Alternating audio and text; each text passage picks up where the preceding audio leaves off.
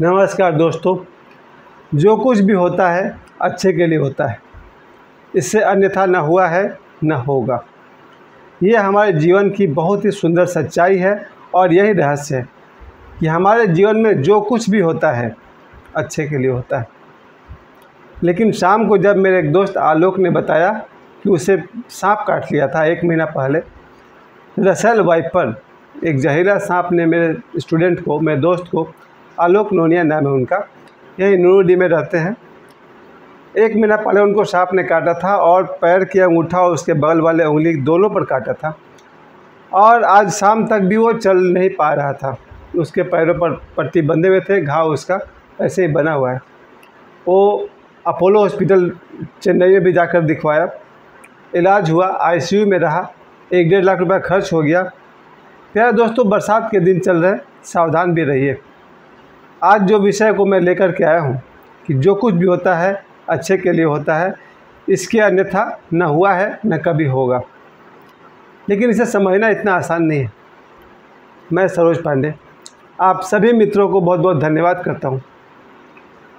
सबसे पहली बात कि जीवन में जो कुछ भी हमारे होता है, आप जब मुड़ कर देखेंगे तो आपको लगेगा कि जो कुछ भी हुआ है उसके पीछे ईश्वर की, प्रकृति की कोई न कोई योजना होती है और हमारे भले के लिए होती है। इसके लिए मेरे जीवन में जो 10-20 या 100 घटनाएँ घटी है, जिसको जब मैं अध्ययन करता हूँ, पुनर्विचार करता हूँ, तो दिखाई पड़ता है जो कुछ भी होता है हमारे भले के लिए होता है। इसके अलावा रामचरितमानस में तुलसीदास जी कहते हैं, होई है सोई जो राम रचि राखा। होगा वही जो ईश्वर ने आपके लिए रच कर रखा होगा। होई है सोई जो राम रचि राखा, को करी तर्क बढ़ा वही शाखा। उस पर तर्क बढ़ा करके क्या फ़ायदा, होगा वही जो ईश्वर की इच्छा होगी। इस विषय को समझने के लिए ओशो समझाते हैं हम लोग को भगवान बुद्ध की एक कथा से। बहुत पहले भगवान बुद्ध की एक शिष्या हुई, पटाचारा। उन्होंने, जो बुद्ध की शिष्या तो बाद में बनी, उससे पहले जब वो भगवान बुद्ध के पास नहीं गई थी, उससे पहले वो जो भिक्षुनी थी, मैं उनको भिक्षुनी कहूँगा क्योंकि नाम पटाचारा या पटाचारी ऐसा कुछ नाम है उनका। तो जो बुद्ध की भिक्षुनी बाद में बनी, उन्होंने अपने जवानी के दिनों में प्रेम विवाह कर लिया था और प्रेम विवाह करने के कारण उनके माता पिता ने उनको त्याग दिया और वो जो भिक्षुनी थी वो अपने पति के साथ रहती थी। बाद में उसके 2 संतान भी हुए। दोनों संतान थोड़े बड़े हुए, तब एक दिन उसको ख्याल आया कि सब कुछ तो ठीक है, अब पति भी ठीक है, काम कर रहे हैं, बच्चे दोनों बड़े हो गए हैं, चलते हैं अपने माता पिता से मिलने अपने मायके। हो सकता है कि माता पिता मान जाएंगे तो पूरा परिवार अच्छा हो जाएगा। ऐसा विचार करके वो पति पत्नी दोनों चल पड़े। वो जो भिक्षुनी थी वो अपने माता पिता को मनाने के लिए जा रही थी। रास्ते में बिहार जंगल था, उसी जंगल में रात्रि विश्राम उन लोगों ने किया। किसी जहरीले सांप ने उसके पति को डस लिया, जिससे उसके पति की वहीं मृत्यु हो गई। यही आज जो आलोक के साथ जो हुआ है, आलोक जो मेरा स्टूडेंट है, जिसके पैरों में सांप काट लिया है, जिसके पैरों में घाव इतना गहरा जख्म हो गया है। आलोक मुझे बता रहा था कि जब उसको दुर्गापुर में वो ट्रेनिंग कर रहा था, कोई दुर्गापुर में कुछ बालू वाले जगह पर रसेल वाइपर, जो बालू में ही रहता है, अपने आप को बालू में ढक के रखता है, सिर्फ उसकी आँखें बाहर निकली होती है। तो रात के 8 बजे के वक्त के आसपास में कुछ कुत्ते भौंक रहे थे। तो आलोक को लगा कि बाहर कुत्ते क्यों भौंक रहे हैं। वो देखने के लिए बाहर निकला और नीचे से रसेल वाइपर ने उसके पैर में, पैर के अंगूठा में और बगल की उंगली में डस लिया, जिससे वो लगभग वहीं बेहोश हो गया था। उसके साथियों ने उसको ले जा करके हॉस्पिटल में एडमिट किया, जहाँ उसे नींद आने लग गई थी और डॉक्टर्स उसको सोने देते हैं। जैसा कि आप सभी जानते हैं सांप काटने का इलाज क्या होता है, उसे नींद लगने से बचाया जा रहा था और उसे पानी नहीं दिया जाता है, और इस तरह से उसका इलाज चला। बाद में उसको दुर्गापुर में इलाज के बाद उसको, वो बेहोश हो गया था, आईसीयू में रहा वो 2 दिन तक। फिर उसको अपोलो हॉस्पिटल चेन्नई ले जाया गया और जहाँ से 1 महीना बाद वो वापस आया है। तो आज शाम को एक बाइक पर बैठा हुआ था, तो मैंने आलोक को बोला कि ज़रा रोड के उस पार चलो, एक मिठाई दुकान में चलना है। तो वो बोला, सर हम चल नहीं सकते हैं, मेरे पैर का दोनों उंगली में सांप काटा हुआ है। फिर कभी चलेंगे। हम बाइक पर बैठ कर आते हैं और फिर बाइक पर बैठ कर ही वापस जा सकते हैं।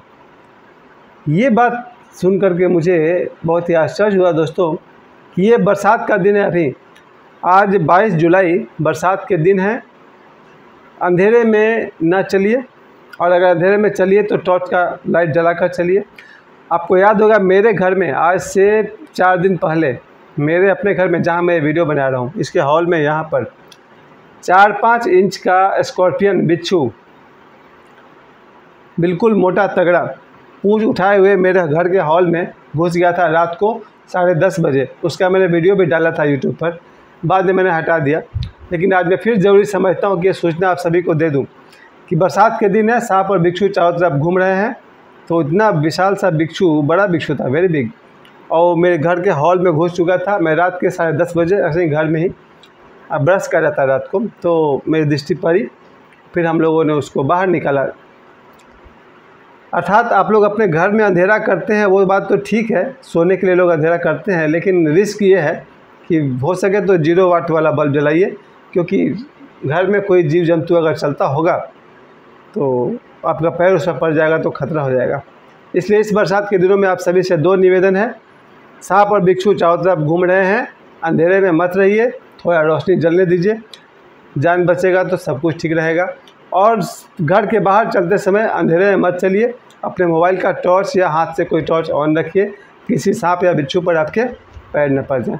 और आलोक ये भी कह रहा था कि सांप डसने से जस्ट पहले वो अपना कुछ कपड़ा कंधा पर ले करके, अपना टी-शर्ट कंधा पर ले करके नहाने जा रहा था, उसके कपड़े पर भी बिच्छू बैठा हुआ था। तो हम सब, मेरी वाइफ ने एक बात सिखाया था, मेरी धर्मपत्नी मुन्नी सिंह कहती थी कि जब भी कोई कपड़ा पहनिए तो उसको पहले झाड़ लीजिए, उसमें मकड़ी या बिच्छू कुछ भी हो सकता है। तो उस दिन से आज तक जब भी मैं कोई शर्ट या टी-शर्ट उतारता हूँ, पहले उसको 2-3 बार झाड़ लेता हूँ। अगर छिपकली है तो वो बाहर निकल जाएगा, मकड़ी है तो वो निकलेगा, और बिच्छू है तो बिच्छू निकलेगा। एनीवेज, आज शनिवार के दिन विशेष अनुभव मेरा ये रहा कि ये पता चला कि आलोक के साथ ये दुर्घटना हो गई कि सांप ने डस लिया। तब से मैं सभी को, आप सभी को, मेरे जितने भी दर्शक हैं, मेरा परिवार बहुत बड़ा है। आज मैं देख रहा था मेरे 6,20,000 व्यू, यानी कि 6,20,000 लोगों ने मेरे वीडियो को देखा है। 2400 सब्सक्राइबर्स मेरे हैं लगभग, आप देख लीजिएगा अभी।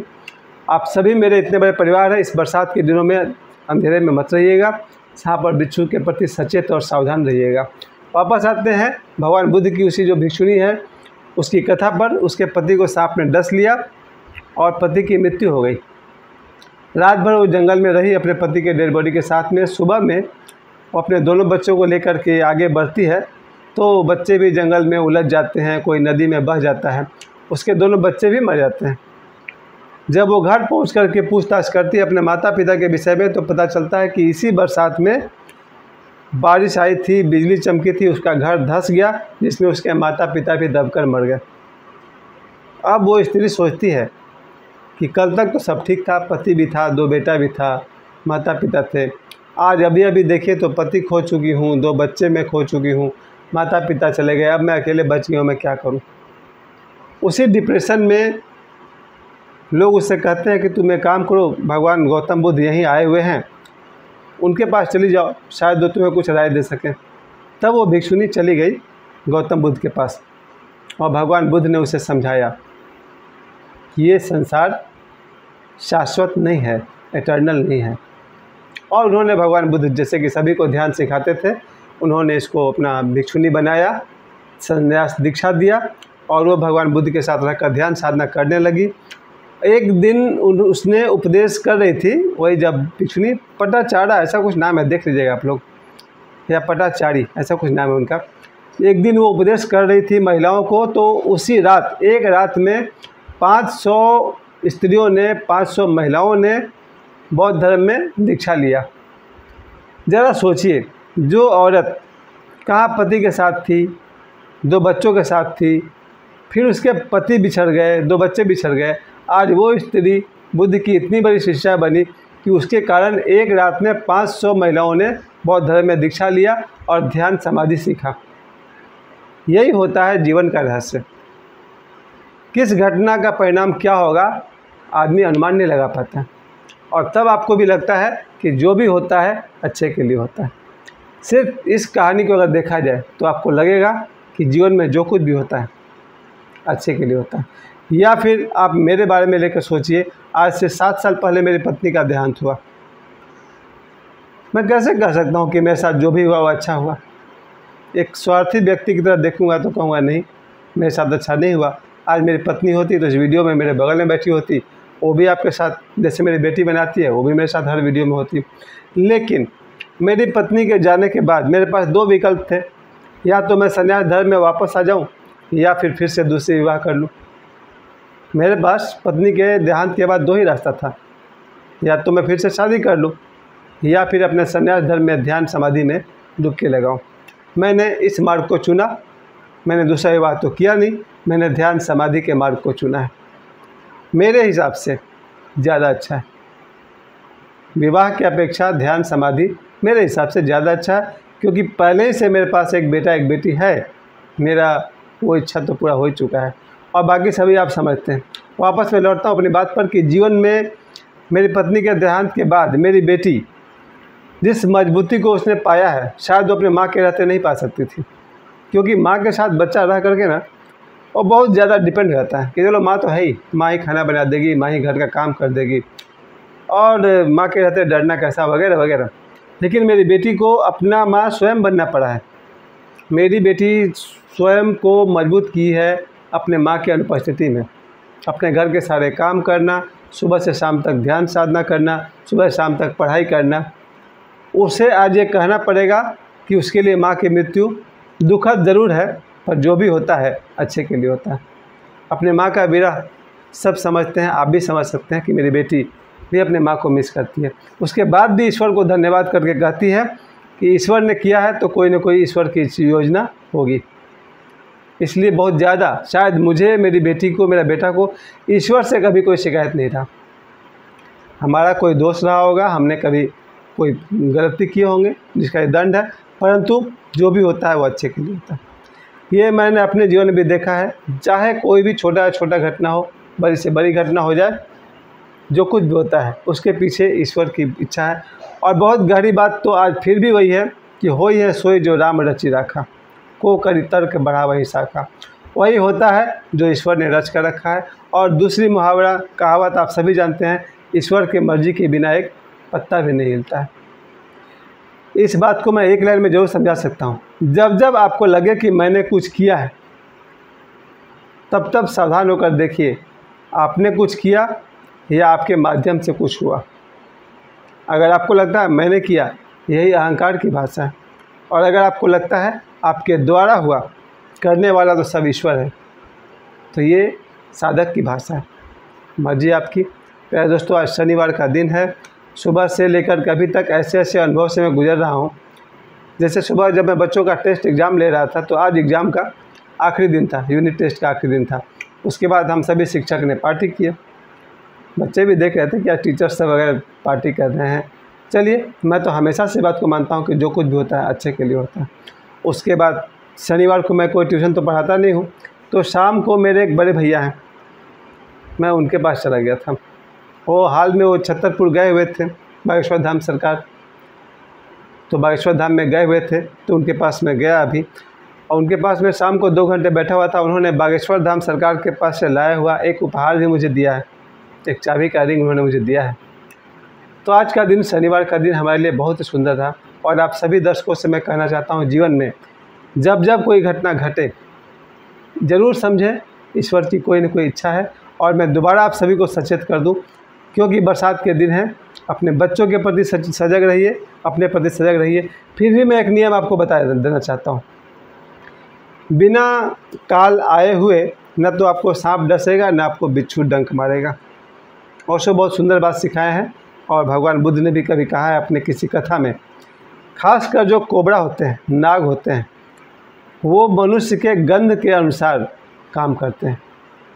जब भी कोई ध्यानी हिमालय में या अपने झोपड़े में बैठकर ध्यान साधना करता है, तो हिमालय में बैठा हुआ योगी हो या अपने कमरे में बैठा हुआ योगी हो, ध्यान में बैठा हुआ योगी के ऊपर से सांप गुजर जाता है, पार हो जाता है, लेकिन शायद लाखों करोड़ों बार में कभी भी कोई सांप डसता नहीं है, क्योंकि नाग आपके शरीर के गंध के अनुसार आपके साथ एक्शन लेगा। इसीलिए डरने की कोई ज़रूरत नहीं है।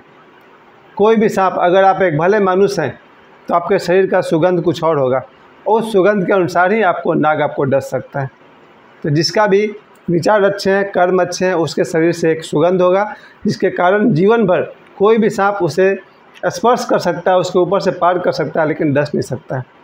ये तो सबसे बड़ी सच्चाई है। काल आने पर ही सर्प डसता है, लेकिन सावधान रहना हमारा कर्तव्य है। अंधेरे में न रहें, थोड़े बहुत लाइट को जला कर रखिए, आपका परिवार सुरक्षित रहे, आपके बच्चे सुरक्षित रहें। इसी के साथ साथ आप मुझे समय देने के लिए बहुत बहुत धन्यवाद। मैं 2 बातें फिर से रिपीट कर दूं, जो भी होता है अच्छे के लिए होता है, इससे अन्यथा न हुआ है न होगा। और दूसरी बात, बरसात के दिन है, सतर्क रहिए, सावधान रहिए, सांप और बिच्छू चारों तरफ घूम रहे हैं। आप सभी को मुझे समय देने के लिए बहुत बहुत धन्यवाद।